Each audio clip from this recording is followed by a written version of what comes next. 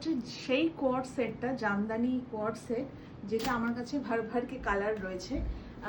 Even আরও নতুন কালারও এসেছে, তোমাদের দেখানো হয়নি, দেখাবো।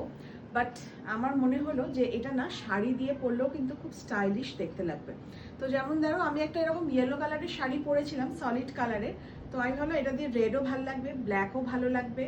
তো পিঙ্কটা দিয়ে হলো একটুখানি ক্লাব করে পরি কেমন লাগে দেখতে। তো দেখো এরকম সলিড কালারের শাড়ি যদি এরকম জামদানি ওপরের এই টপটা বা জ্যাকেটটা দিয়ে এরকম করে সুন্দর করে পরা হয়, মানে ছেড়ে পরলেও ভালো লাগবে আঁচল। আর যদি এরকম আমরা প্লিট মানে জাস্ট প্লিট করে এইভাবে পরি তাতেও কিন্তু খুব খুব স্টাইলিশ দেখতে লাগছে। মানে শাড়িটাকে একদম পুরো অন্য লেভেলে নিয়ে যাওয়া হচ্ছে। হয় না ইন্দো ওয়েস্টার্ন যে লুকটা হয়, ঠিক ওই রকম একটা লুক আসছে। তোমাদের কেমন লাগছে অবশ্যই কমেন্ট করে জানিও।